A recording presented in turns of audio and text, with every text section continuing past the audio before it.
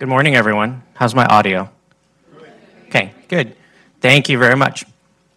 So again, I want to congratulate the authors on this paper, which has a lot of really useful and necessary findings for our field when we're talking about youth development and what it takes to improve the lives of all youth, particularly youth that are defined as disadvantaged. What I wanted to do with this panel today is give you a little bit of a view based on the expertise of the various panelists of what a youth may experience as part of this journey when they're in high school, and ultimately when they get to the age of about 27, 29, when in theory they have quote unquote made it and are set up for the rest of their lives.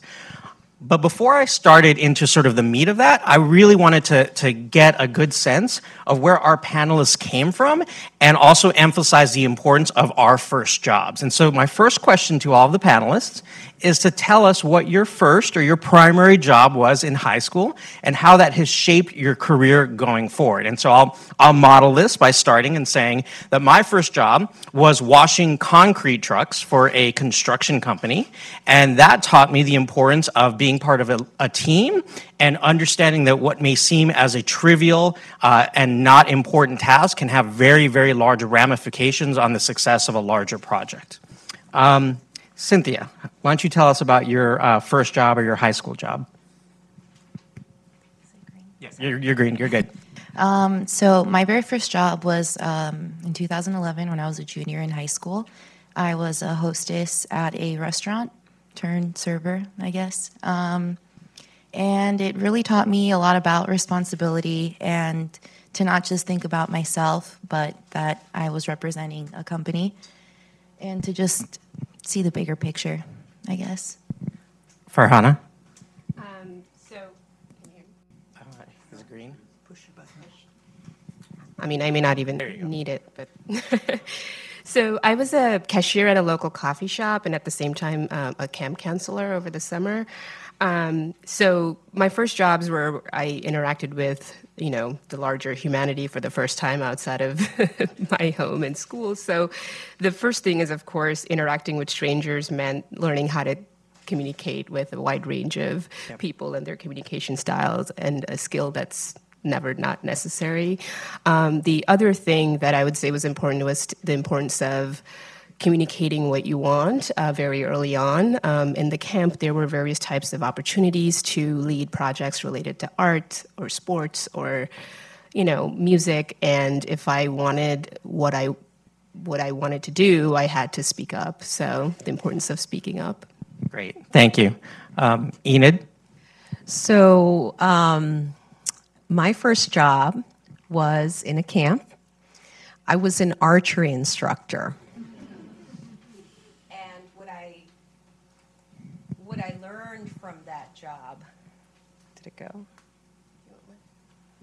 I think it's going. It's going. There we go. It's good. Here, use this one. Okay. What I learned from that job was all the things I didn't want to do in the future. That I really did not like the population of 7 to 8-year-old kids.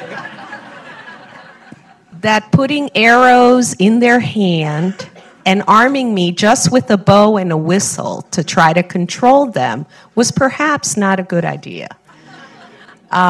So I took the job because there was a bonus at the end. If you made it through the camp, you got $1,000, right? So it also helped me understand that I was motivated by those good job standards, including the pay.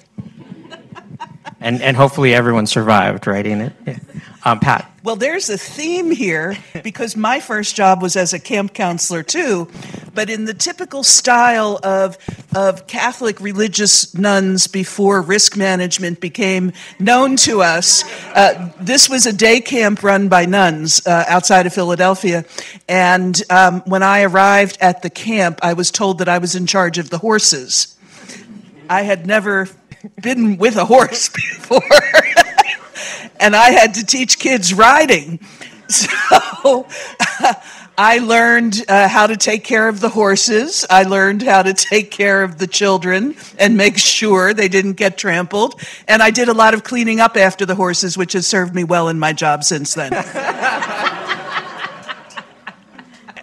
And I really wanted to thank you to all the panelists for sharing. I really wanted to start off with that because I do think it reflects the importance of the first and early jobs that this entire very seasoned, experienced panel has, and even the continuing effect it has on all of our professional lives. And to think about how you have youth and young adults today who may not have that kind of experience, who may not be able to take that first step, and how that can be a barrier to them getting long-term career success. So I wanted to transition the panel a little bit now to talking about those three age groups and those pathways that were mentioned and highlighted in the research. And I actually want to start with Cynthia because she's the one who's most recently lived this on this panel, and have her talk about her mindset and her journey. You finished high school.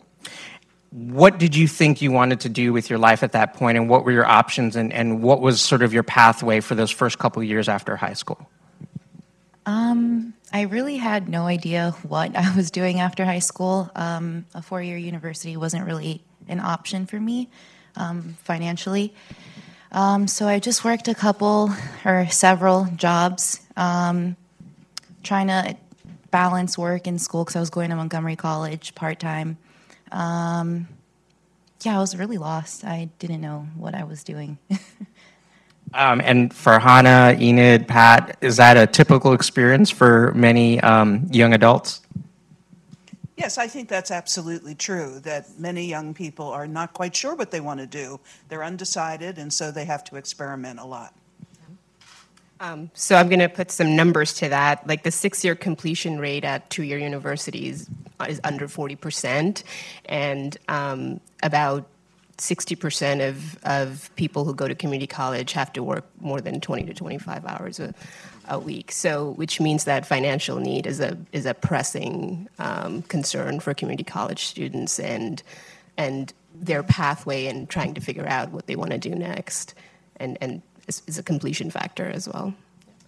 Yeah, and I think from my perspective.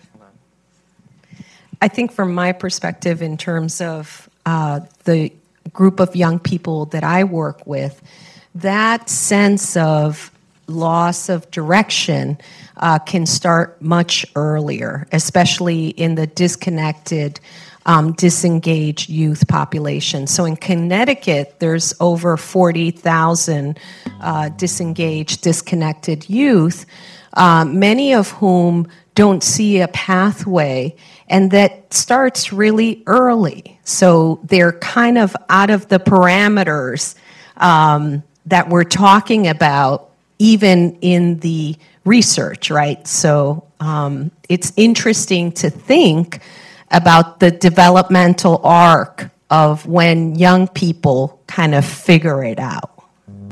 So let's use that as a transition. And Farhan, I wanted you to talk a little bit about sort of your experience and your research in high school career and technical education programs. What have you seen that has worked? What do you think is good guidance in light of the research that we just heard about to improve the quality of high school CTE programs? Sure. So the research presented here today aligns with prior evidence on CTE and employment strategies for high school students, and it advances the research base. CTE programs have the potential to bolster mobility for disadvantaged students, but their design and implementation matters. And those with more structured employer partnerships where students receive significant amount of work-based learning opportunities and have, time to build relationships with their supervisor who can recommend them, who can act as a network for them going forward. Those types of relationships are more likely to produce better outcomes.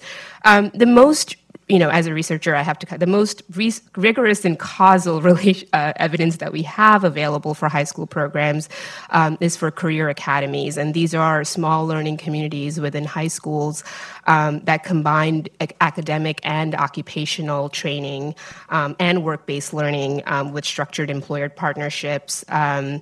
in specific sectors like health or finance or IT. So on our CT done a few years ago now found long-lasting impact on earnings, especially for young men of color. And they demonstrated the value of structured employer partnerships in a high school setting. Interestingly, the career academies did not have an impact on high school graduation or post-secondary outcomes. Their impact was on earnings, even 8 years later.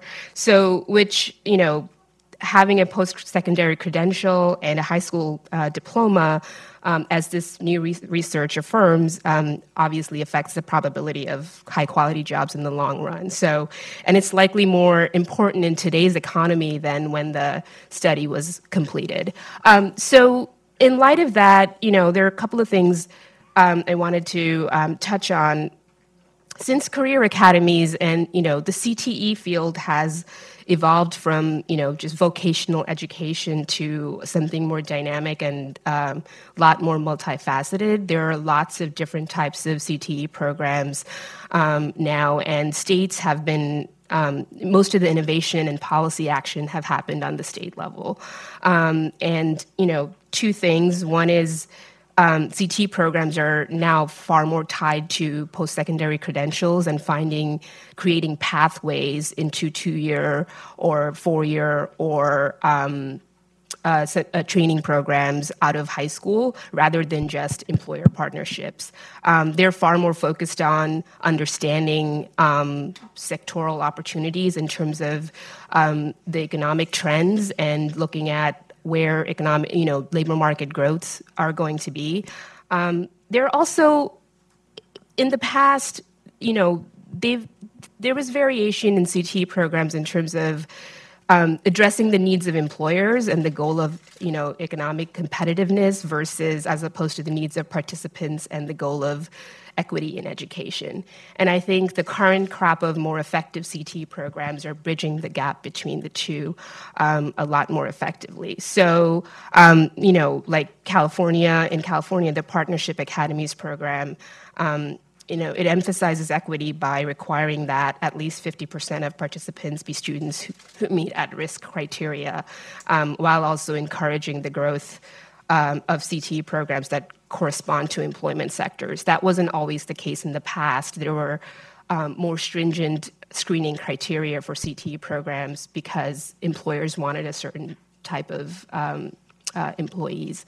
So, and in New York, as an example, the summer job program there have been piloting different types of employer-focused internship during the summer for more vulnerable youth population, like youth coming out of foster care or youth coming out of juvenile justice connections. So to sum it all up, the rigorous research, as Martha said, I wouldn't be a researcher if I didn't say, there's still a lack of rigorous evidence around exactly what type of programs produce long-term outcomes, but there are promising initiatives that really take into account labor market trends, that take into account how to work with employers more,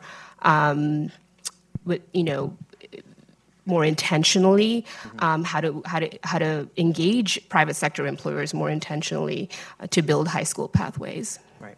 Thank you, Farhana. And I think one of those promising organizations and service delivery methods is our piece of the pie, which is Enid's organization. So, Enid, you mentioned earlier about having to have different pathways and different opportunities for youth, because even in high school, you may have students that fall off a given path. Tell us a little bit about OPP's work and how you work with students while they're in high school, or if they've dropped out of high school, or recent high school graduates, to get them connected to the labor market. So we work with young people ages 14 to 24 who are disengaged, on the verge of dropping out, or completely disconnected a year or more from high school or formal schooling. So part of the question for the panel, right, and how we think about this work is that there's two spheres of operation. There's the work that can happen in high schools and fabulous things like learning academies, but what happens when young people can't access or don't access? What are we creating in the community to continue to support what is a very viable workforce, right? So that's what OPP does. And centric to our model is the youth development specialist, what you heard about in the research. It's an adult that connects with young people, that helps them overcome their barriers, that provides them real-time, as in now, supports, emergency, housing, mental health, so that they can stay on that pathway. I'm going to date myself by saying we develop what I call the triptychs for our young people. Those of you who, before the advent of GPS, know that there was a place that we, back in the day, as my kids say, used to go, and you could get everything mapped out if you were driving across country. And what we've learned in our work at OPP, and you see it in Waze now, that there can be the straight route, there can be the route you take when there is too much traffic, right? Still gets you to the same place. And there can be the scenic route. So no one route is the same for every young person. So the work of OPP is really to create those opportunities that emphasize earning and learning. We're under about $9 million in terms of our budget, but about $2 million of that money goes right back into wages for youth, into the greater Hartford community. So many of us are earning and learning right now, right? We're sitting here, we're learning about new research, and we're earning where we work. Well, why can't we do that for young people? Thank you very much.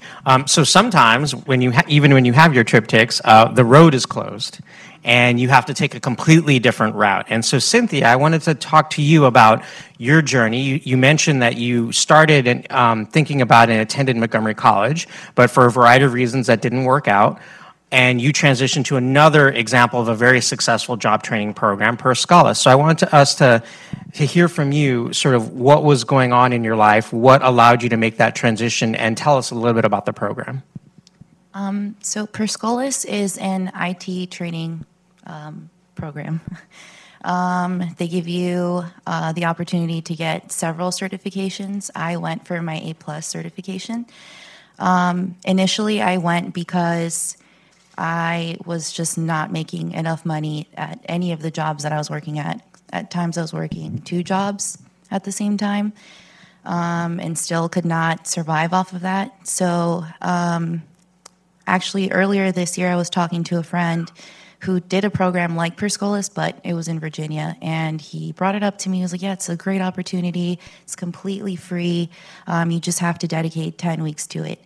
And I was like, wow, that's kind of a long time, but in the end it'll pay off, which it has been. And so Per Scholas, the certification that I went for, I had to go for 10 weeks. It was Monday through Friday from 9 to 5. And it was a lot of work. So I applied in April, and literally the next day after I applied, I got a call from Melissa, who's actually here in the audience today, and she asked me if I was interested in coming in for an interview, and I went the very next day.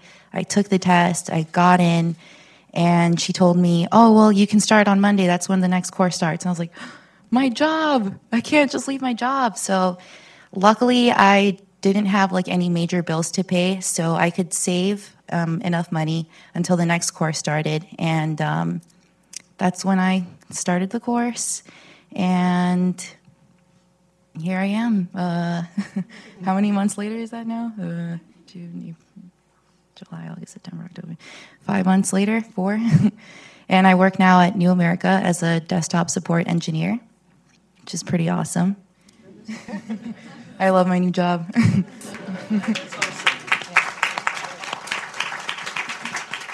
Full-time job, right, Cynthia? Yeah, full-time. Benefits? Yes. right? Tell me a little bit about, though, you emphasize that the training itself is a lot of work, right? You're talking 10 weeks, 8 hours a day, 5 days a week, unpaid, right? Yes. And so you mentioned saving up to be able to take advantage of this opportunity.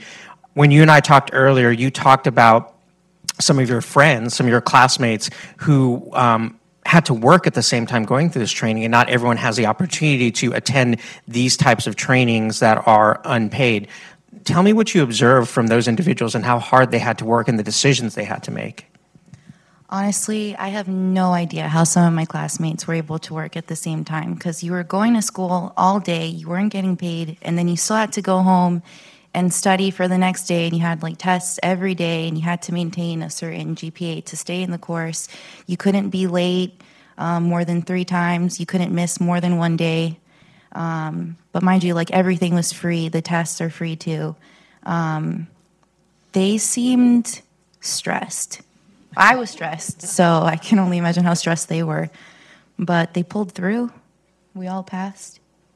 So I'd like to ask the rest of the panel if you, in your professional experiences or personal experience, have witnessed or observed situations where our young adults have had to make decisions between making income and pursuing and finishing these types of job training programs, and what it takes to get these individuals through these situations.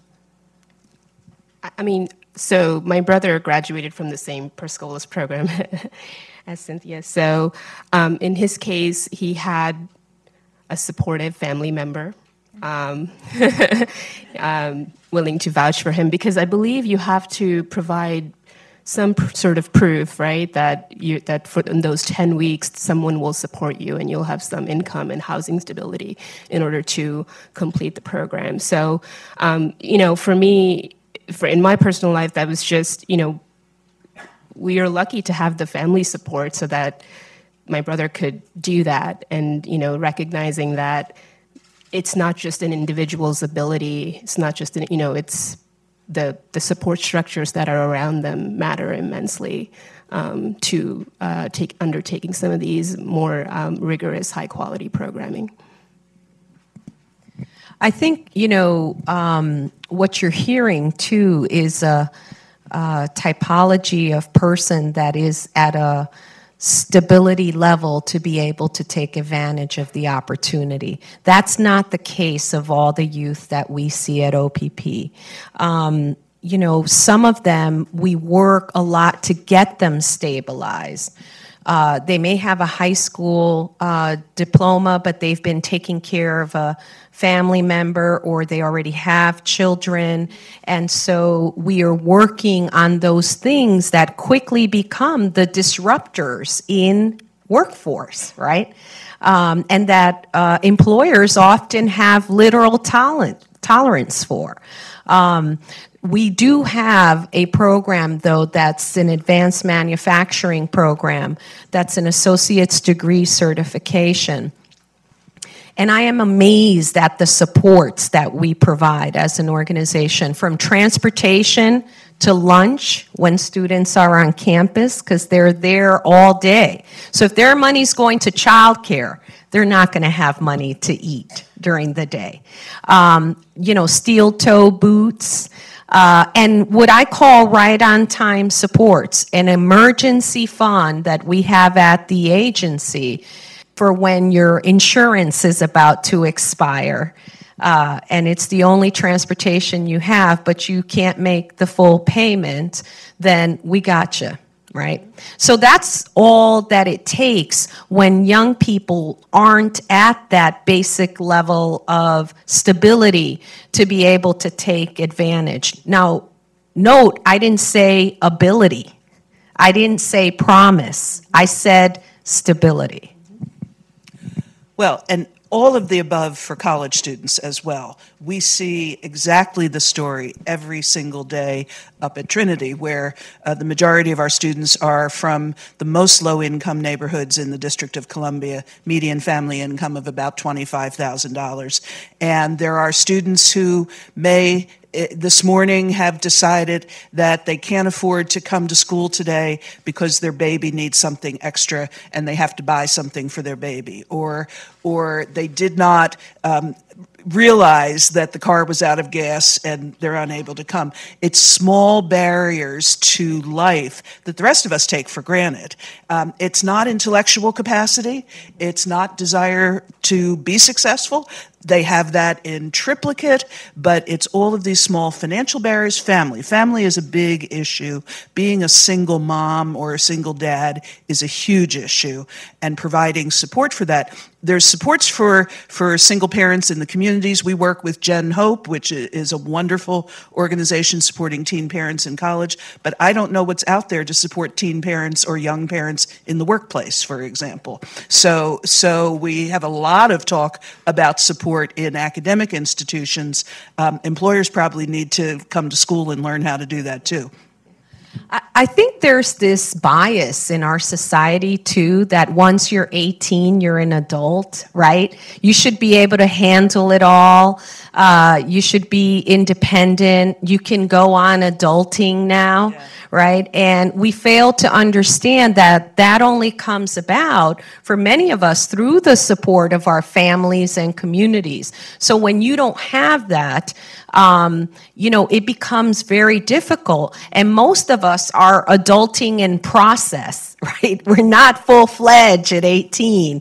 We're not full-fledged even at 20 or 24 sometimes, right? Those of us who have, I just sent two to college and I heard, be ready because they're going to come back, right? So those of us who have returning youth in our households know that it takes a long trajectory, but we don't allow the most vulnerable youth in our society to get a pass on that and to get some compassion on that piece. Right. I also wanted to add that some of these programs are also just an entry into a field that requires more training and more education. A lot of these career pathway initiatives are all about sequencing training so that you can enter and then you have to go get more training if you want to advance up. And in that case, private sector employers or employers in general need to be supportive in providing the time and the support that some of these entry-level employees may need to advance. My brother's struggling with that right now, is that he needs to find a part-time program to be able to move up in the ladder, but then he has to work at the same time. He was very glad to get the job with the certification, but that's not the end of the pathway. And I think, Cynthia, when you and I talked, you mentioned one of the things you really liked about Perscolis was that they supported you for getting your first certification, but talk to me about the support that continues afterwards as well. So after I got the A+ certification and then I worked at my first job for at least 30 days, I was able to get access to certain resources and study tools to get my next cert, and Perscolis pays for the next two certifications. No cost to you, right? Yeah, no cost to me, which is awesome. So we've heard a lot about the first two age ranges of a young person's journey, what was called adolescence and emerging adulthood in the research.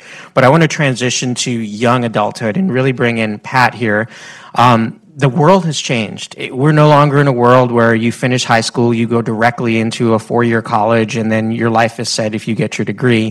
2018 is a different world. Can you tell us a little bit about what a typical student who does get the opportunity to go to a 2 or 4-year college looks like now, and what we as a society can do better to support their journey? Right, and thank you for that. I love this study, by the way. I'm going to make my faculty read it because it's everything we're talking about at Trinity, and it's what higher ed needs to be talking about today. We are not your moms or dads or granddads' colleges and universities today, and higher ed needs to come out of its shell and talk more about the fact that traditional elite institutions are a very small piece of the pie. The majority, more than 75% of students who attend college today have what we used to call non-traditional characteristics, but we don't use that anymore. These are the traditional students today.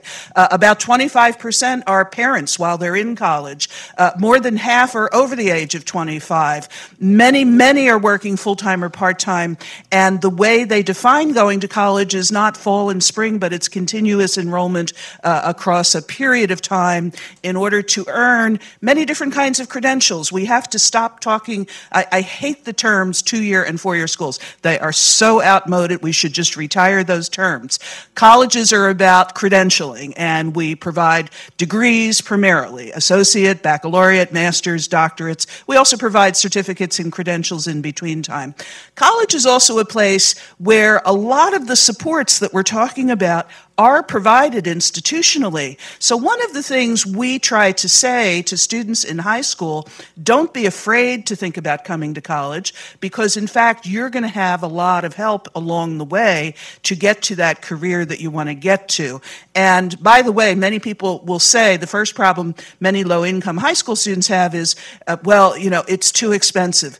There is a college for every student in America, and we can make it affordable, and many of us do. I mentioned our students at Trinity. We're 85% Pell grantees. We figure out how to help students pay for college, and we provide a great deal of support. There's a couple of things colleges need to do. First of all, we need to blow up the myth of traditionalism. It is killing us in many ways.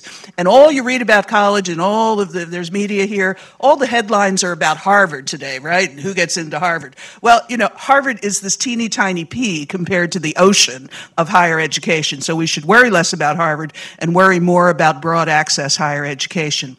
The second thing we have to do as colleges and universities is stop acting like the notion of P20 is a bad idea. And what do I mean by that? We're all educators. We all should be working together from pre-K all the way through the highest degree levels you can obtain. At Trinity, we have had many dynamic discussions recently with the DC public schools, with some of the charter schools, with other institutions about how we can build stronger bridges. We do find that there are preparatory issues that defeat the desire of students to get into their careers. And I'm going to cite an example of a stumbling block. So we get a lot of students coming to Trinity who want to be nurses. And they are so driven by the idea of being a nurse, but then they realize they have to take calculus. They have to take chemistry, and they have to take anatomy and physiology, and suddenly that dream falls apart because they are ill prepared for these courses at the collegiate level. So part of the discussion we're having with DC public schools and other schools is, how can we get into at least high school, if not middle school, to begin to prepare students academically for the career pathways they want to pursue? What a nurse may need might be different from what an IT specialist may need, although everybody needs math and reading and writing. And we've talked about how to build a career pathway bridge so that by the time those nursing students get to us, they're not daunted by the idea that they really have to do math. Some of the students don't know that being a nurse means you have to touch people, for example. Many low-income students do not have professional role models in their lives, not just in their families, but in their lives. They have no idea what these careers or professions look like. They've heard about them, but they just do not know the day-to-day practical experience of that. So colleges and universities have to do that. The second thing we have to do is get over this 4-year education thing. Do you know there's 30 million people in this country who started college and have not completed? 30 million. You read all about colleges, you know, having a swoon because their enrollments are going down. Meanwhile, 30 million of our former students are out there who need to come back. Cynthia's going to come back to college someday. I have no doubt about that. She will find a way back because at some point she's not going to want to be on the help desk. She's going to want to manage all the people on the help desk, and then she's going to want to run the company. She's going to want to be the president of New America someday, right? So we're going to get her back to college. And that's lifelong learning. We should talk more about lifelong learning and less about 4-year degrees or 2-year degrees or what you do when you're 18. I'm okay with students not going to college when they're 18. Many students are ill prepared to start college right out of high school, but there's this problem with the drive for college access in high schools. We've been through about 20 years of the college access movement, and it's great to say that colleges should be more open to a broader array of students, but if the students are not ready, it's unfair to them. It dashes their hopes in many ways.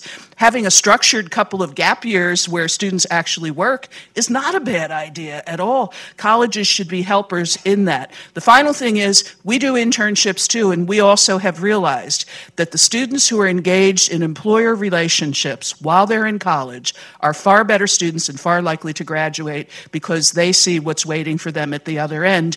And most of our students have their full-time jobs before they graduate because they've been so motivated to get that done. So bravo for this report. We love it. Go ahead, Amy. Yep. You know, I just want to add two pieces that highlight what happens then when students go into post-secondary. Part of what we deal with on the relational piece with the youth development specialists is the reaction of family, right? Family that's so important in supporting a young person when that young person then begins to walk a path that's unfamiliar to them. It is a lot of pressure.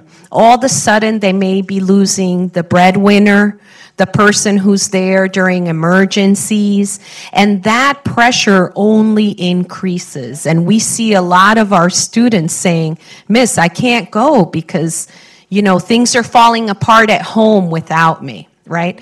So we don't expect that in our traditional frame of, college is the time of joy, exploration, and, living your best life. For many of our young people, it really becomes a time of anguish because they're navigating two worlds. The other piece that I would highlight too is the employer engagement. And I want to give a shout out to the Gen Works work that's happening with Annie Casey. And for OPP, we spend a lot of time with employers, coaching them on how to be supportive and more flexible with our young people so that that first tardy doesn't mean that you're out. So that the time that you forget your steel toe boots at home because you were dropping a sibling off at school and then trying to get to your internship is a moment where the employer says, look, you're not ready, right? So what we try to do is cultivate through the YDS that relationship with employers so that they also have a partner in us to figure out, okay, how can we hold accountability, but also create a successful environment? Thank you. So before we turn to questions for the audience, I wanted to ask each of the panelists to share any last or parting thoughts, given that we have an audience full of fellow researchers and program practitioners and policymakers and just a variety of people in the audience. Are there any sort of last parting thoughts you'd like to leave about the research, or about your experience working with this population? I'm going to start with Cynthia and go down the line. I guess I'd like to say that I wish that when I was in high school, I had more knowledge on the options that are out there. I wish I knew about the program when I was 18, and I would have been somewhere else today, but whatever. I mean, here I am today.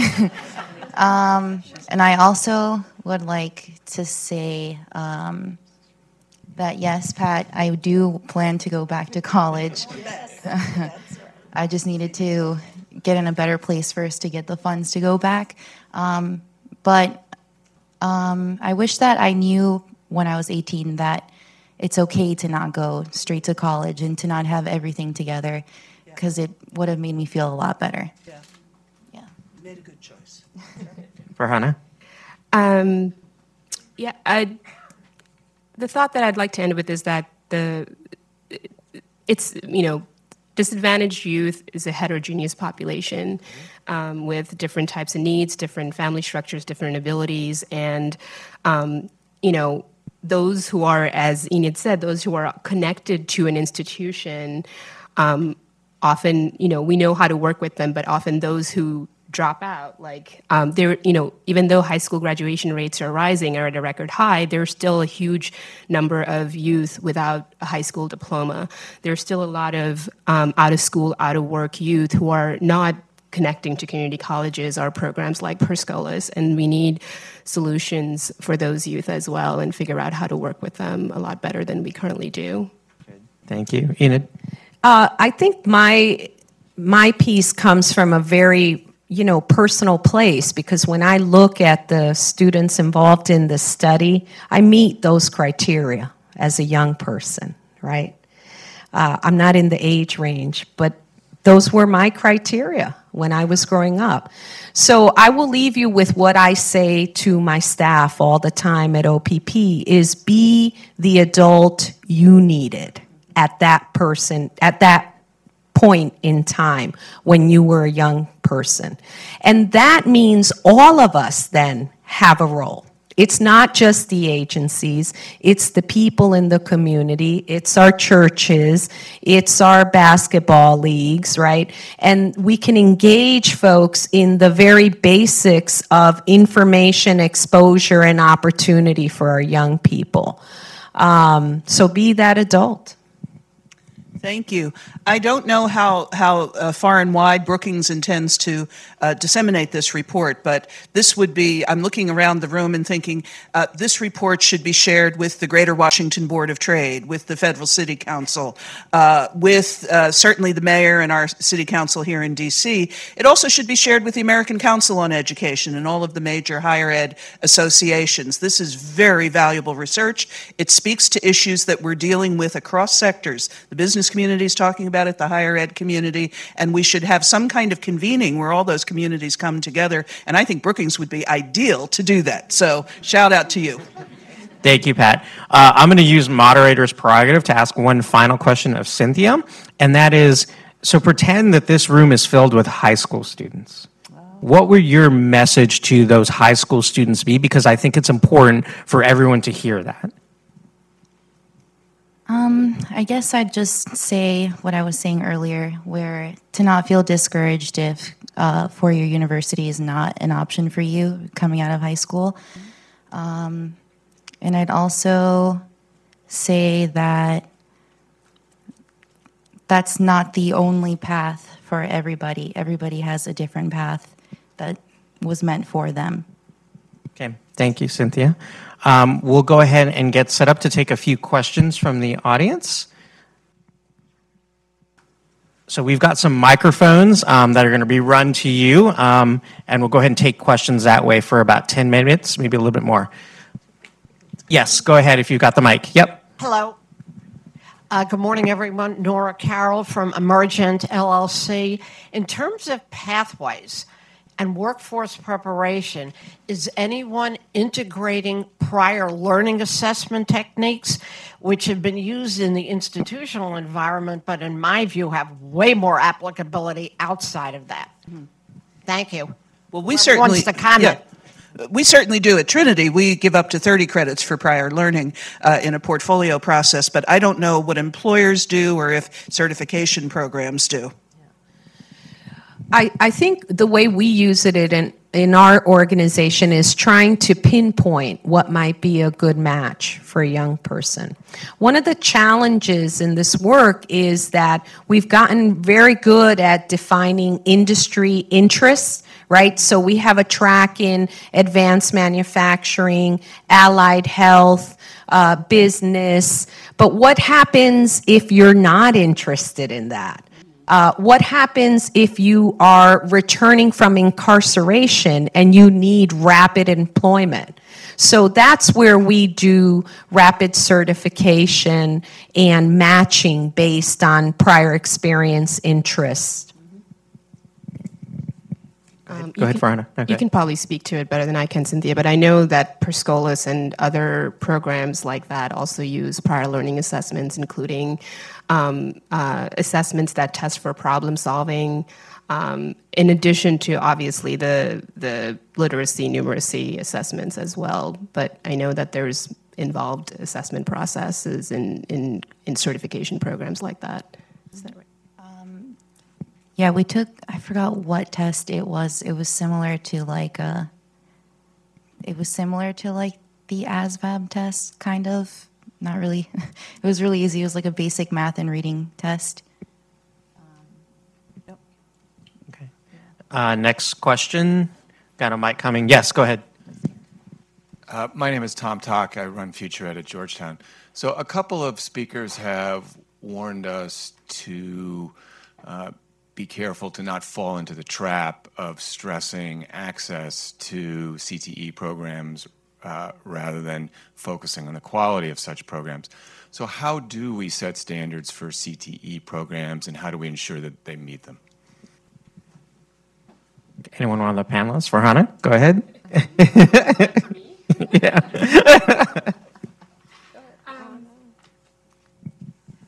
Once again, I'll repeat that the current research base has a lot of gaps around exactly how to do that. But, you know, in the high school level at least, and I'm more familiar with New York City CTE programs than because I've worked with them closely.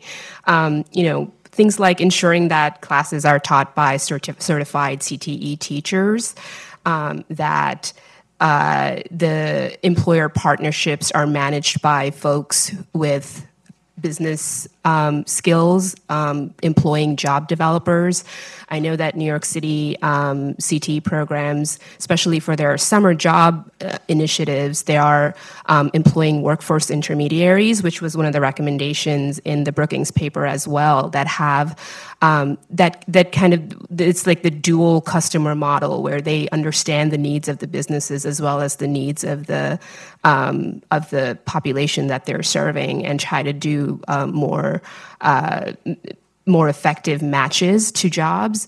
So a lot of initiatives like that are underway, but in terms of causal evidence of what produces long-term outcomes is still fairly narrow. Yeah, and I think, you know, the way we approach it from the nonprofit sector, that's where Jen works.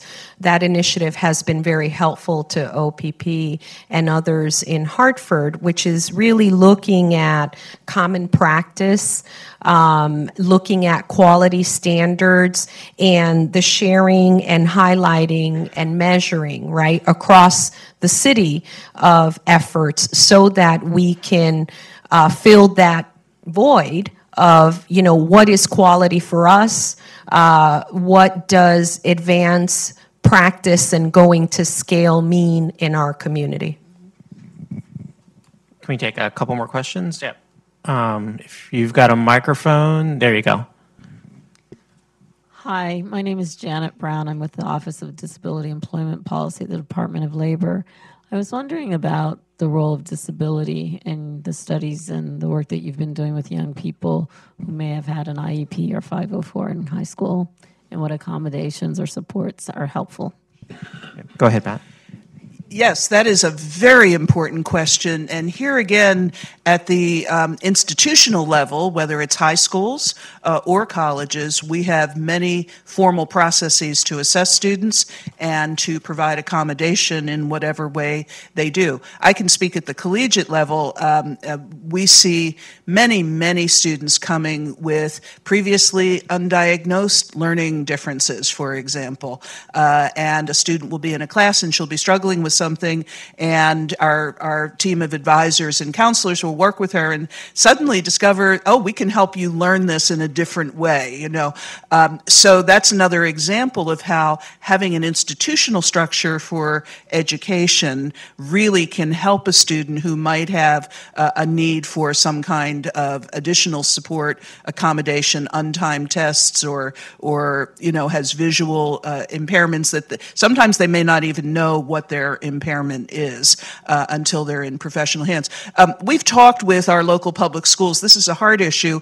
In school, the student has the individual education plan, the IEP, and the schools are not allowed to share that with the colleges, and I sure wish there was a way to correct that because we would be even better prepared to help students when they start college. So many students do not want to share if they do have an IEP, and what happens in the first year, you know, first first year is the marker for college completion. If a student stops out in first year, that is a much more likely risk of never completing. If they complete first year, they're much more likely to complete. And we have found that the number one barrier is attendance, and attendance is driven by many of the issues we're discussing, but also either an undiagnosed or an unreported need for accommodation. And so we try to work on that. Yeah, and a lot of nonprofits that serve out-of-school population for GED, actually suffer from that lack of documentation sharing because school can't share that information. One of the ways we overcome that is in our assessment, really helping young people identify what have been their barriers to learning, so digging a little. The other way that we work on that issue is advocating and working with young people to be advocates for themselves once they're in a training situation or they're going back for post-secondary, especially young people aging out of the foster care system. They get the message, you're 18, you're an adult, sign here, right? And we're like, no, don't sign, because there are services and supports that are there that you're entitled to help you be successful. So I think we have time for 2 more questions. Okay, right here in the front, yep. I'm Fred Altman, I'm retired. And my question is, you are working at the level of direct service provision. Do you have any guidance for public policy in terms of fostering your goals? Mm-hmm. Go ahead, Pat. Absolutely. So much of this gets back to funding. And for too many students who find funding daunting to think about, let's call it post-secondary education, whether it's a credential or certificate program. Cynthia talked a lot about how important it was the program was free, but there are programs that cost money. And there's a serious problem with the federal financial aid system that we don't have time to get into. But one of the problems is it is built on the old norm of college being 4 years and going in traditional semesters. And students who need support the most are not going to go the traditional way. So those who need the most help are least likely to be able to really take full advantage of federal financial aid. That's one. The second piece is at the local level, for example, we've talked about the school-to-college partnerships and pathways, something as like the IEP or things like dual enrollment and all.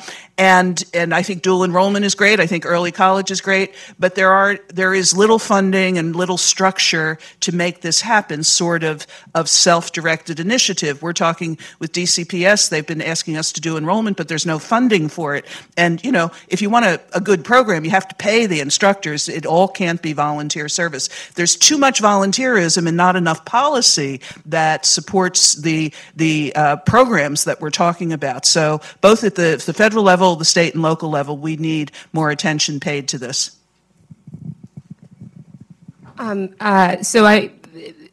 One thing that I wanted to highlight in this conversation is also the role that nonprofits like OPP play.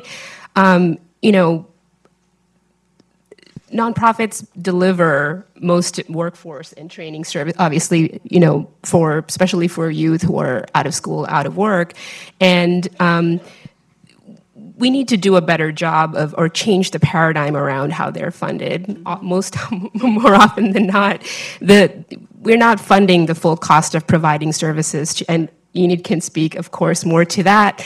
We need to structure contracts and procurement policies that reflect the outcomes that we want. And I'm going to pass it over to Enid to speak a little more about that. Yeah, one of the challenges is piecing together a system when the funding isn't coming to you in a systematic way, right? And then having to respond to outcomes that only look at success as being completion of X. We have a culinary program that we really want to get stackable certification, so customer service, food safe, and on and on. Well, once you get a food safe certificate in our community, you can actually start as a manager in Shake Shack, right? And then they provide training to you. But in our funding paradigm, that isn't seen as a success because that student didn't complete. So I have to dual recruit to know that a portion of my students who start will not finish because they actually get employed, right? Isn't that crazy? Like, you walk around feeling like it's crazy making. There are a number of issues that our young people experience that are truly policy driven. And we're working on many of those, especially in the JJ, juvenile justice arena. Returning youth from incarceration often land with no license, no copy or proof of their Social Security, which means that they can't enroll in many of our federally funded programs until they get that. Why is it that those systems who are talking, right, at the governor's cabinet on a system level can't make that happen? So that's a simple one that, you know, it's, to me, it's like a no-brainer, but apparently it's very hard to figure out how to get someone an ID. When, by the way, you know who they are because they are in a federal institution. Also, we talked a lot about the importance of adult relationships in youth programs. We talked about the employer relationship piece, but especially in, in workforce programs or training programs or education programs, youth have to complete those programs to reap the benefits of those programs. And research does show that for completion and engagement purposes, those relationships are super important. We need to, and that's why turnover in the nonprofit sector is important, right? You need to have funding and policies in place that develop talent so that youth can build those lasting relationships. But in a lot of youth-serving programs, staff turnover is a huge issue due to funding issues, due to capacity issues. So all of these structural issues are tied to how we implement and develop programs. So, capacity building in the nonprofit sector is a huge issue. And I think I would be remiss if I didn't also highlight, even though it's not as sexy, policymakers also need to fund the research to further develop the evidence base around what works. So we need more studies like this one, but they don't happen for free. They need to be funded and supported at the policy level, local, state, national, international, so we have a better sense of what is going to work for the next generation of workers. Because what is going to work now is not the same thing that has worked 20, 40, 60 years ago. And the research base needs to be funded and supported at the policy level so we can keep finding out what will work. I think we have time for one last, I've been told that our answers. So I'm going to actually thank our panelists very, very much. Thanks for watching. Be sure to like and subscribe for more videos from Brookings.